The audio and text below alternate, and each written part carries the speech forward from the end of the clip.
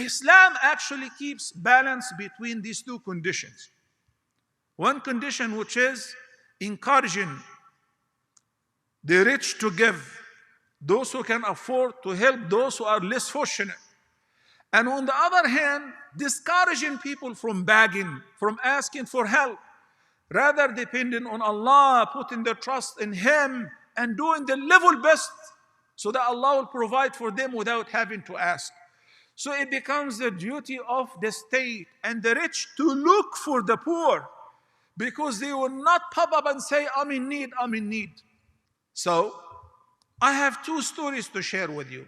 Once, in a sound hadith, a man came to the Prophet ﷺ complaining about his brother.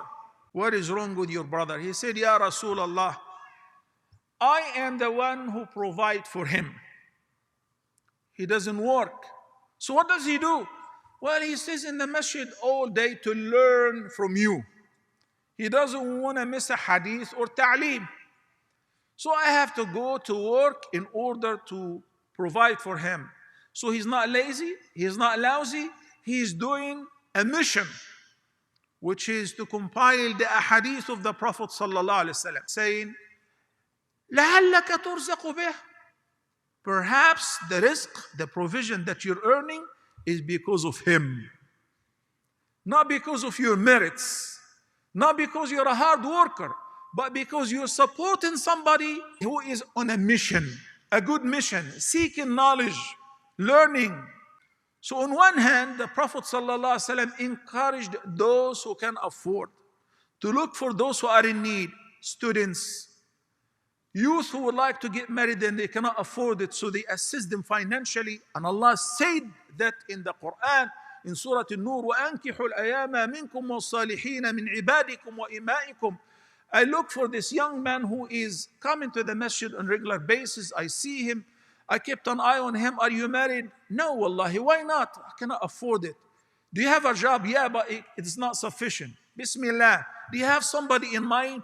So I can actually support him or her to get married from the zakah fund, and even extra from the voluntary charity. This is highly recommended. On the other flip, the Prophet ﷺ discouraged begging and asking if you can afford to work and if you can afford to earn on your own. Son of Al-Ansar came to the Prophet ﷺ and said, Ya Rasulullah, give me anything to provide for my family. He said, what do you have at home? He said, Hils is like a carpet. We sleep on half of it and we cover with the other half. And qadah, a cup. He said, go home and bring him and come back to me. So he did. The Prophet ﷺ auctioned these two items. Who would like to buy these two items? Somebody said 1 dirham. The Prophet ﷺ repeated the offer. Somebody said 2 dirhams. He said, give me the 2 dirhams. Take the 2 items, al-hils wal-qadah. Then he gave this Ansari who came begging and said, this is 1 dirham, you buy food for your family. You take it home, and 1 dirham you buy an axe and come back to me. When he came, he bought only the head of the axe. So the Prophet ﷺ put the handle in it by his hand and said, look, I don't want to see your face for 15 days. What do? Go and collect 5 logs and sell them in the market. 2 weeks later, the man came with 10 dirhams.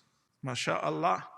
He put them before the Prophet ﷺ and he was very delighted. Some people underestimate their capacity. Some people want to get rich fast. TikTokers. I want to become an influencer. Even if they strip naked before the camera in order to make quick money, a lot of money, even if it is haram.